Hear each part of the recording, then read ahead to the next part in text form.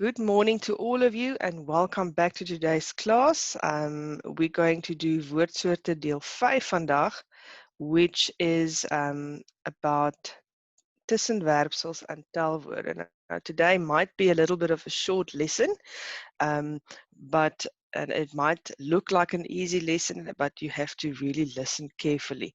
So firstly, we're going to do tussenwerpsels and then telwoorde.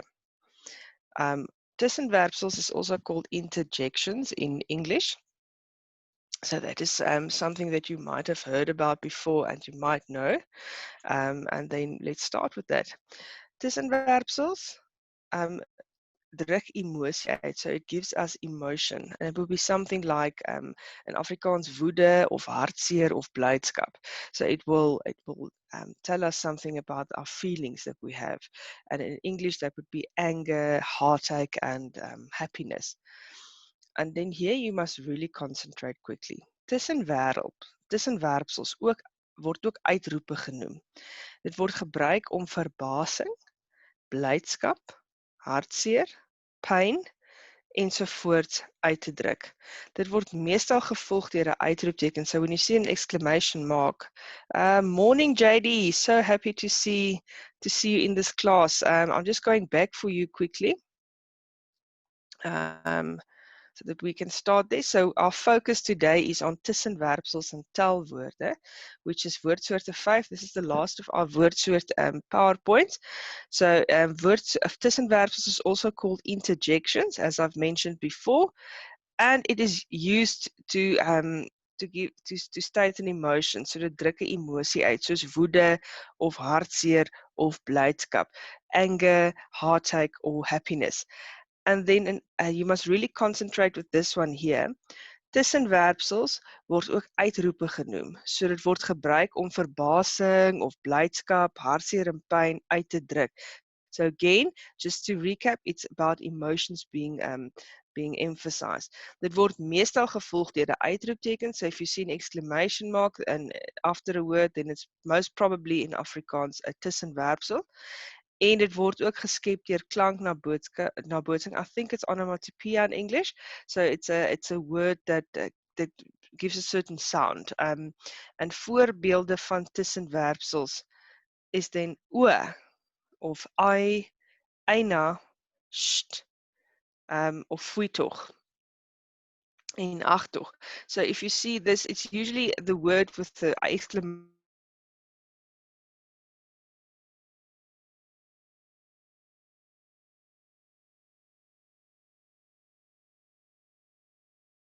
You will focus on later in this PowerPoint.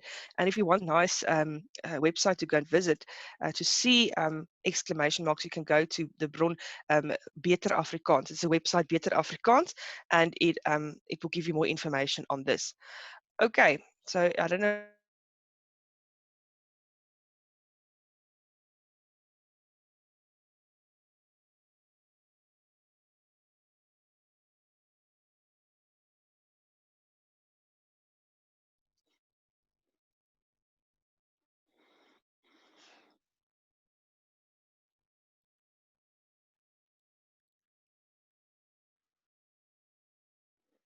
All right, so let's go on to the next slide then. Okay. JD, I want you to stop me if you don't understand something. I just want you to type something in there, and then we can go on to the next slide. Or yeah, just tell me if you're okay and if you understand the work as we go along. And then also I don't mind going back.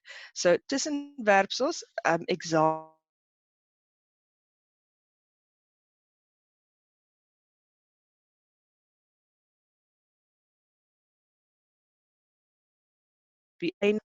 So eina means out of English behind the tussenwerpsels, and then the exclamation mark moves to the end of the sentence.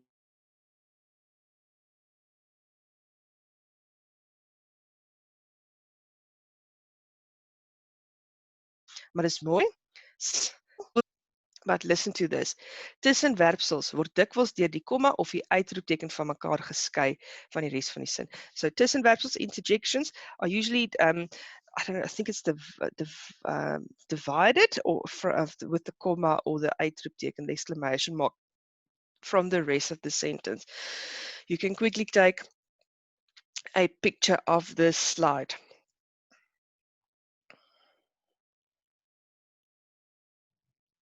I wonder where our friends are this morning. Perhaps sleeping in because of the cold. Okay, let's go on.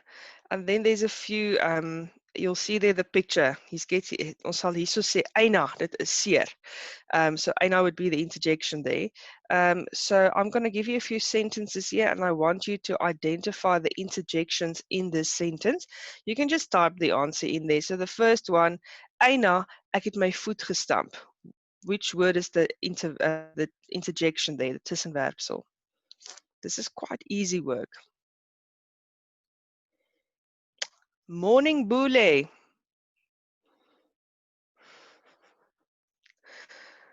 Okay, so Boole, I'm just quickly going back for you as well. I can't do this with all the slides, but we are focusing on tussenwerpsels or interjections today. And it's there to give an emotion in a word. So usually interjections are there to give to emphasize an emotion. So for instance, the word oh of ai, eina, foei tog, or ai, ag tog, and it's usually followed by an uitroepteken, which is then a exclamation mark, and it's also words that gets made by klanknabotsings, onomatopoeia in English, if I don't have it wrong. Okay, and then examples would be eina, that is seer, so the word eina would be the interjection. You can also see if there's a comma behind the interjection, then there will be a exclamation mark. Okay, Boole is gone, so I'm going on. JD, let's identify the interjections in the following sentence. So can you see the first one there?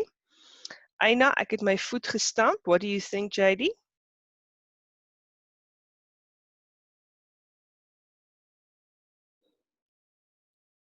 Just type the answer for me, please.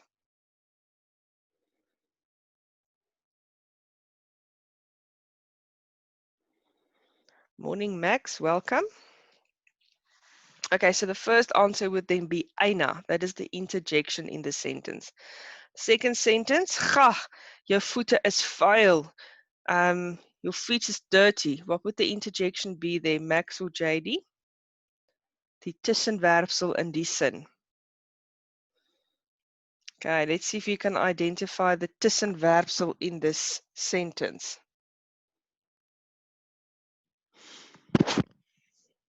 Boole, JD, Max, can you maybe just type the answer there for me in sentence number 2? What is the tussenwerpsel, the interjection in that sentence? So it will, if I can maybe give you a tip, it's a word that's going to give us a sort of a sound. Morning, Mitch. Okay, so the answer there is ga. Okay, then number 3. I'm really going to ask you guys to participate now, please. I know that it's early and I know we're not all in the mood, but we have to participate. So the next one, hoera, ons gaan swem. That is an, what is the interjection there, or the tussenwerpsel?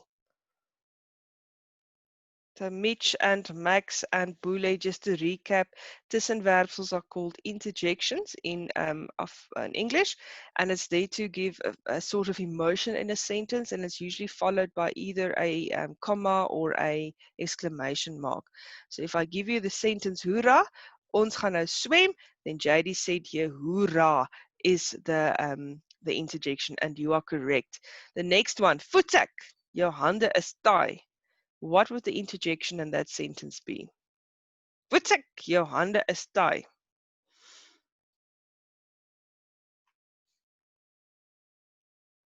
Guys, I know it's early. Let's see if you can maybe type the answer there.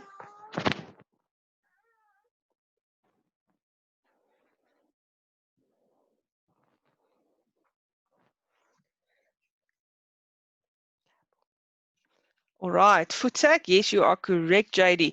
And then the last one, kom aan, jy kan die som uitwerk. What would that one be? You'll see there, this lesson is quite short, but I've got a nice little lesson that I want to do with you just after this PowerPoint. Um, something different. JD, it seems like you're the only one that has typing fingers today. So can you maybe help me with that last sentence there, please? Come on, thank you. Correct. Okay, so maybe take a picture of this. So the tussenwerpsels in the following sentence is then eina, ga, hoera, voetsak, and kom aan. Correct.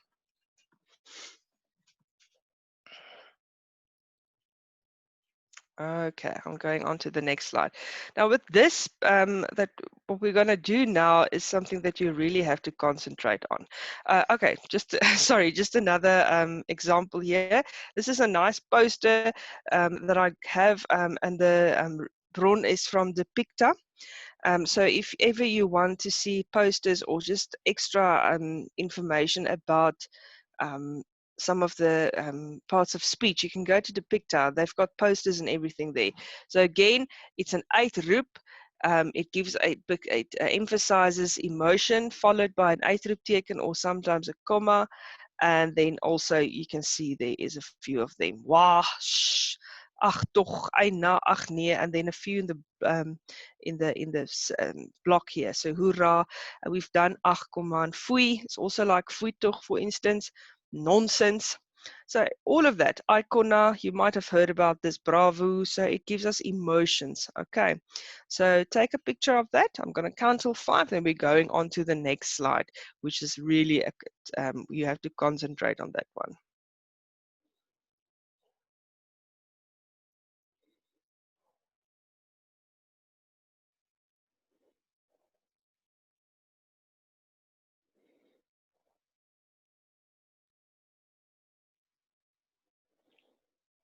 Okay. Right, let's go to the next one. So remember, concentrate. Then the last words that we're going to learn about in this revision classes is telwoorde or counting words. And you will know this, but there's this you really need to concentrate. Again, I'm emphasizing that. Okay, so telwoorde is counting words in English. En dit kan 'n spesifieke hoeveelheid of plek of rang aandui of 'n onbepaalde hoeveelheid of plek. So it gives us a very specific amount or place, and or it can give us some hoeveelheid or something that is not very bepaald. So it can indicate a specific quantity, place or rank, or an indefinite quantity or place. That is what that sentence is saying there. Okay, take a picture quickly. Let me going on.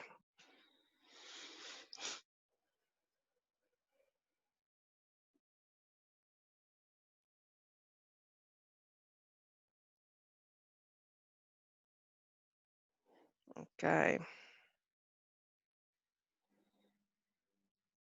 All right, let's go on. Then there's different types of telwoorde. The first one is then a rang telwoord. I'm not sure what it's called in English. So the first one is then a rang telwoord, and it will be, and then after rangtelwoord there's also two. So two types, it's hooftelwoorde and rangtelwoorde. That's the types of telwoorde you get. Underneath rangtelwoorde we get a bepaalde rangtelwoord, which then will dit dui op 'n bepaalde orde of rang. So it will give us a specific order or rank, and then rank, and it indicates a particular order or rank. I did say that there. A voorbeeld would, for instance, be a derde keer, so a third time. That third there is specific because it tells us really how specific it is. It's not first or second, it's a third time that this is happening.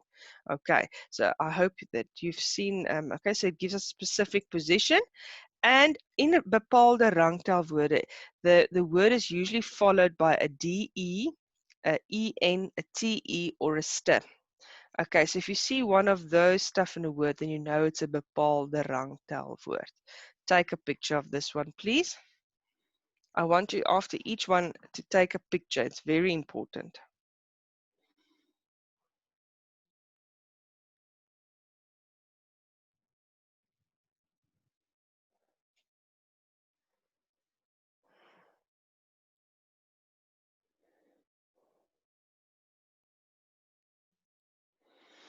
Okay. Then the next one, now we get an onbepaalde rangtelwoord, which means it's something that's not going to be specific. So it doesn't give a specific order. Intermediate does not give a specific order of something. For instance, die laaste keer. So it's also followed by STE, so it doesn't give us a specific order that something happened, like first, second, or third. It's an undermined position. Okay, so there is your example, a laaste keer. So it's not specific as such. So you can quickly give me a, take a picture there and then we'll go on.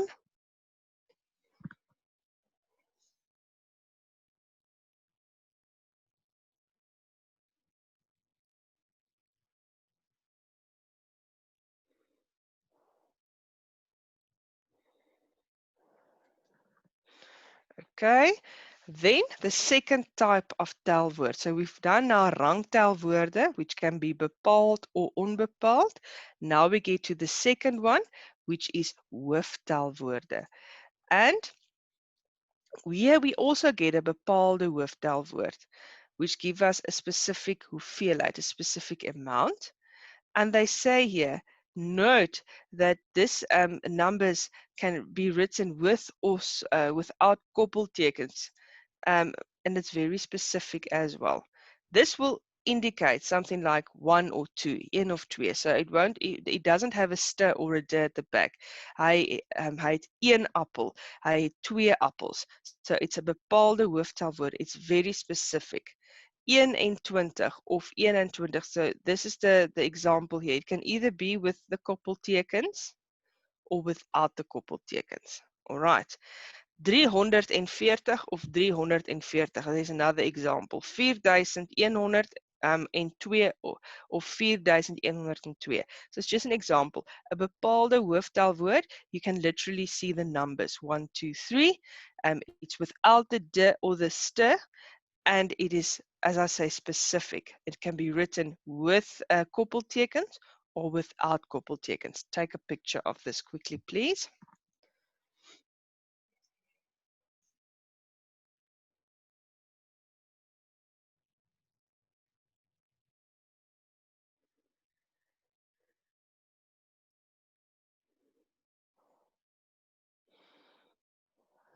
Okay, then the next one, we get an onbepaalde hooftelwoord. So just to recap, we get rangtelwoorde, bepaald or onbepaald. Hooftelwoorde, bepaald of onbepaald. Now, it also gives us an onbepaalde hoeveelheid hierso. And look at the words baie of verskeie. So it doesn't really, it's a lot or some, I think. So it doesn't give us a very specific amount. But if we read the word baie, we know it was a lot. Okay. Talle mense het die vergadering bygewoon. Quite a few people was in the meeting or were in the meeting. Talle of weinig of min. That's important for you to learn these two. Talle of weinig. Talle means a lot. Weinig means not so much. So take a picture there. And then daar is reeds verskeie gevalle van misdaad aangemeld. This is an example. Verskeie would be, there was quite a lot of misdaad, crimes that's being identified. So you can quickly take a picture of this. And then we'll do an exercise and then we'll go to the next PowerPoint, which is really a nice one. I enjoy that, and we're actually going to have an informal assessment about that later on. Okay, so let's then quickly do onbepaalde let's quickly do the exercise here. So I've really given you literally the examples here. So identificeer die bepaalde rangtelwoord again. So it's going to be something that is specific. So I am going to read a sentence here. Hy het die 9de plek behaal in die redenaarskompetisie. So what would be my bepaalde rangtelwoord there? So a word that's telling me about a specific number. Hy het die 9de plek behaal in die redenaarskompetisie. So he had the he got the 9th place in the public speaking contest. Anyone? What would the bepaalde rangtelwoord in the first sentence be? What about Boele? Would you maybe type that for me, please? Boele, identify the bepaalde rangtelwoord in the first sentence.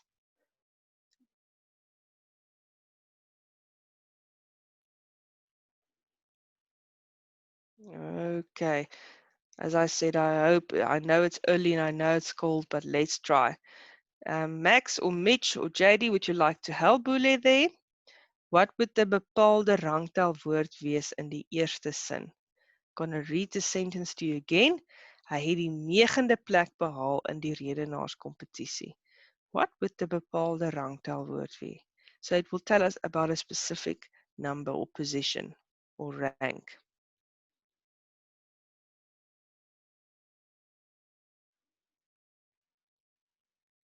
Okay, so I'm going to give the answer there. So the first one is 9de. It's the 9th place that he got. The second sentence, hy het die 340ste plek behaal op die ranglys. He achieved the 340ste plek op die ranglys. Okay, if you just want to say it, you can also, I'm sure you can be unmuted just to say the answer if you don't want to type it. Boele, JD, Max or Mitch, look at the second sentence, see if you can see the bepaalde rangtelwoord in there. Anyone?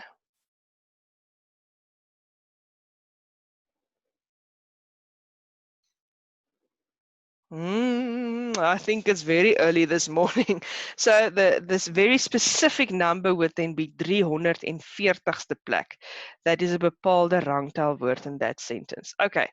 Now, onbepaalde rangtelwoorde, it's not going to tell us a specific number, but it will give you an idea. So, sy was laaste met die atletiek byeenkoms. She was last with the athletic competition or athletic competition. So, what would the onbepaalde rangtelwoord be in that sentence?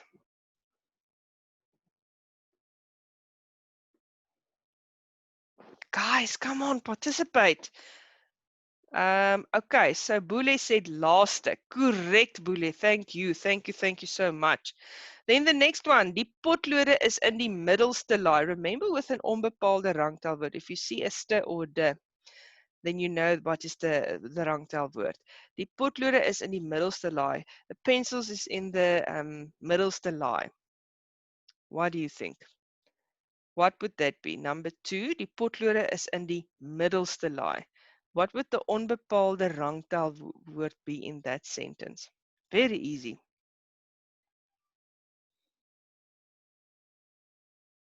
Look at the spelling of your first one, and then you identify the one in the second sentence.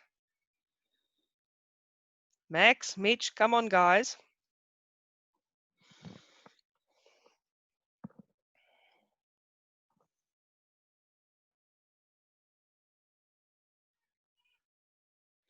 Correct, Boele. It would be middelste. You are very clever. Right, now, bepaalde hooftelwoorde. Just quickly to recap. We've got two types of telwoorde. It's the rangtelwoord and the hooftelwoord. And underneath both of them, we get bepaald and onbepaald. So sy soek 3 kilogram se biltong. What would be the bepaalde hooftelwoord in that sentence? A very specific number. Hy soek 3 kilogram se biltong. Specific number then. Die bepaalde hooftelwoord.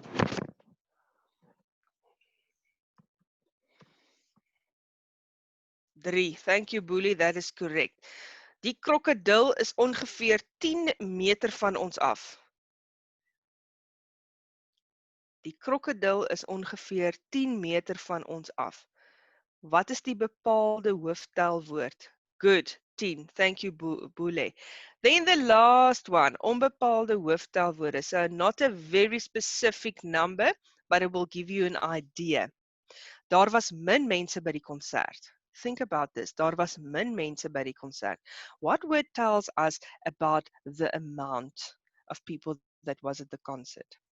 Not a specific word, not a specific amount.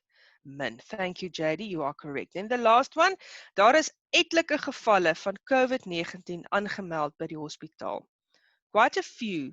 COVID-19 cases were identified at the hospital. That's what the sentence means. Daar is etlike gevalle van COVID-19 aangemeld by die hospitaal. Unbepaald, guys. It doesn't give a specific number, but it gives us an idea. It's really an easy word there. If we identify this one, we'll go to a very nice PowerPoint at the end.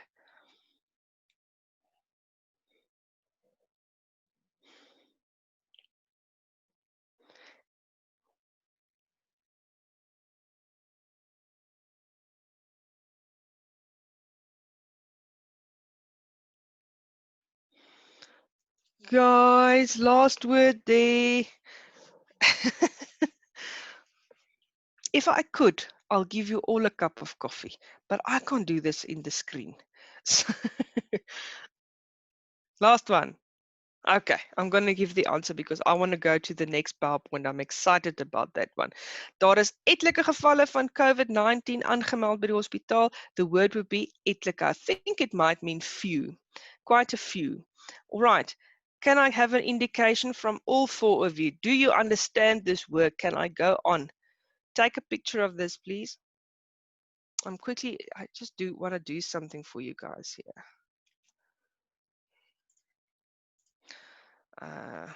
Let's go back. I actually want to highlight them for you. So if you take a picture, then you'll actually understand it better. Okay, let me just go back. Sorry for this. I don't know why I didn't do it in the first place. Maybe it's also too early for me. Okay. So you can take the picture of this now when we're done.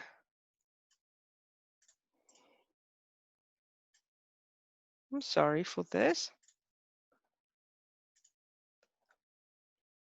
So I don't know if you live in Gauteng, but they've actually said that we can have snow over the weekend, which is really not something that usually happens in Gauteng. So if you live here, then you might see some snow over the weekend. Okay, children, take a picture of this. There is the answers for you. So I'm going to count till 5, and then JD and Boole said, ma'am, we can go on to the next slide. All right, I'm going to count till 5. 1, 2, 3, 4, and we're going on to the next slide. Okay, now I want you to get your pencils and everything ready. Okay, no act of kindness, no matter how small, is ever wasted. Okay, so that is very important for you to remember. Okay, so let's go to the next slide. I'm excited about this one. You guys must work with me here. And this is also a new template that they gave us at African Teen Geeks. I'm very excited. It's quite a bright one, and it says they're grade 8 because I made a typo. So we're going to do types of essays. Okay, so essays, you know, something that we all write, and I think it's also a bit difficult if it's not your first language and you have to write an essay. I understand completely that some of you might actually feel, oh, this is a lot of work, and what am I supposed to do? So I'm going to explain the different types of essays for you today. And I want you to stop me if you don't understand.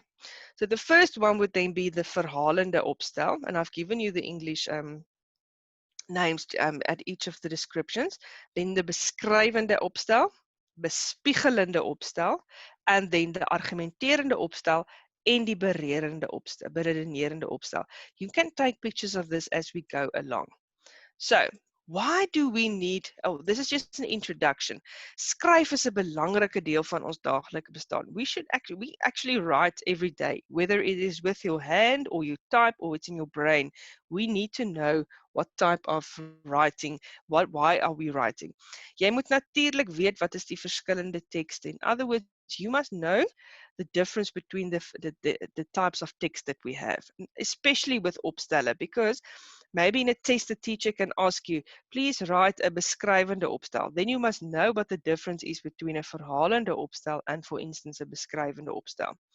En in hierdie les, in this lesson, we're going to learn about the different types of opstelle.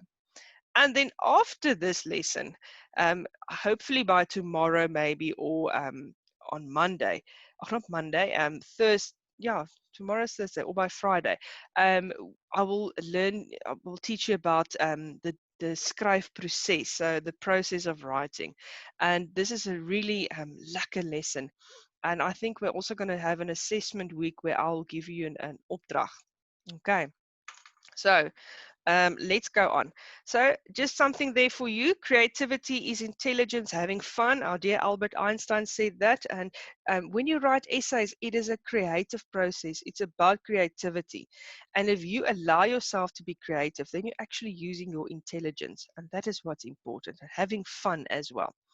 So the first essay that we're going to do is the verhalende opstel, or the narrative essay. That is what it is called in English, a narrative essay.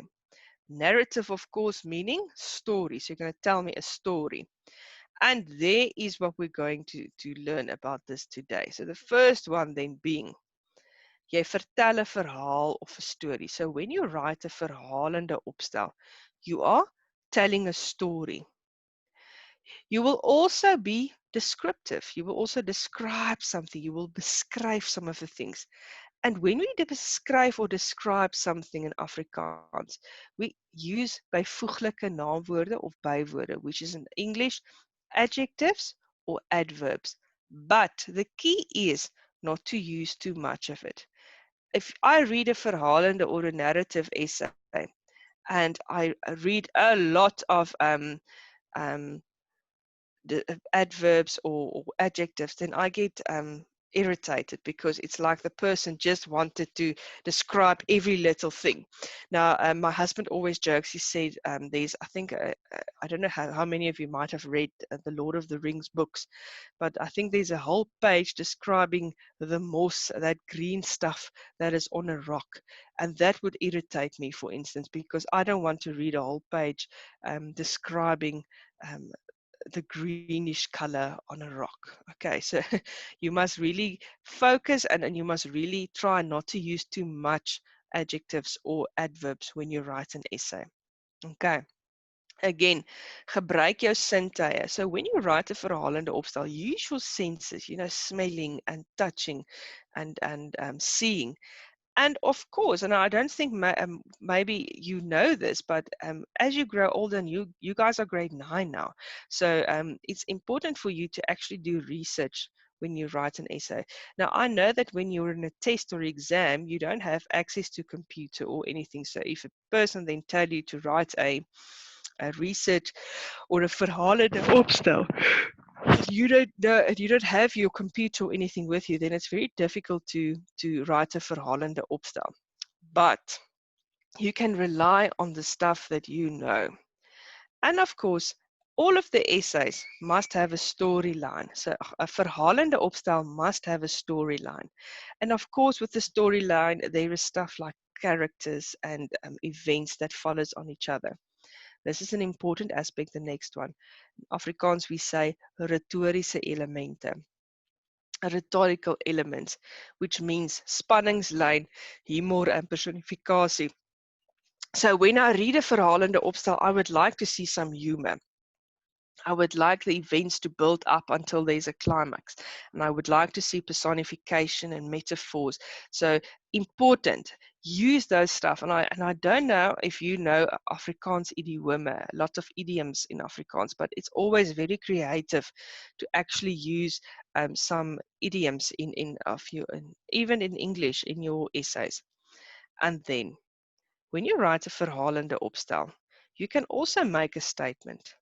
It's not necessary for a verhalende opstel, but it is very important that you think of making a statement. For instance, it would be you tell me a story about a princess, and how she actually fought, and she didn't need a Prince Charming to help her. So the statement there would be, women don't always need, or men don't always need a woman to be on their own, okay, or to actually do something with them or protect themselves. Okay, so that would be the type of statement that you can make, but again, it's not necessary for verhalende opstel. I did mention characters, so verhalende opstel would have characters in it, and it's also chronologisch. You should write chronologically. Number 1, 2, 3. It's a series of events in chronological order. However, sometimes people write a verhalende opstel and then they write it achronologisch in Afrikaans. So they'll refer to the past and then to the current, the present tense. And that is okay, as long as it makes sense in a chronological order. And then a series of events can be written about in a verhalende opstel.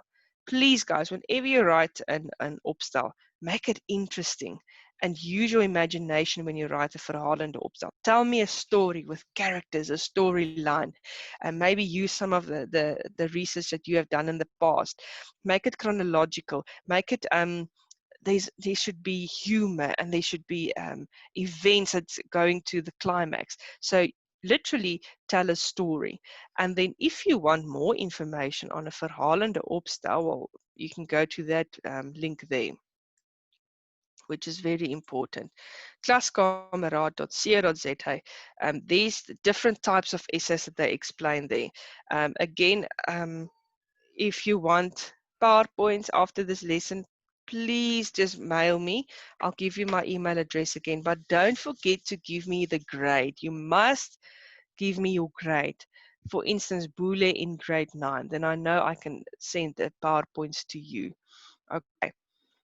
Let's quickly look at an example. So for me, it's important to show an example for the pure reason that it doesn't help I give you a lot of information and not a proper example.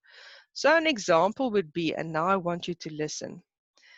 Hieronder volg 'n voorbeeld van 'n inleidingsparagraaf in 'n verhalende opstel. So an introduction paragraph to a verhalende opstel or a narrative essay. And look there, there's always a title. Guys, titles in an essay is very important. You can't just start writing, you must give me a title. So the title is Skielik was daar 'n doodse stilte and suddenly there was silence. Dit was 'n koue, stormagtige nag. Die donderweer was oorverdowend en die wind het om die hoeke van die huis gehuil. It was a cold, stormy night. Donderweer, the thunder was hurting my ears, oorverdowend, en die wind het om die hoeke van die huis gehuil. The wind made a sound around the corners of the house. Guys, I'm translating directly, so please bear with me. Haal het op die dak gekletter. There was hail on the making noises on the roof. Ek was tuis. I was at home, alleen en bang, alone and scared. Okay, do you see there now? I'm actually, if you write something like this in a verhalende opstel in the introduction paragraph, I will actually start thinking and I'll get shivers and I'm thinking, oh, there's something going to happen here. Okay, so creativeness, I see it here. I can see, for instance, they use the word gekletter, which is the sound the hail makes when it falls on the roof. Stormagtige nacht, I can actually hear the stormy weather.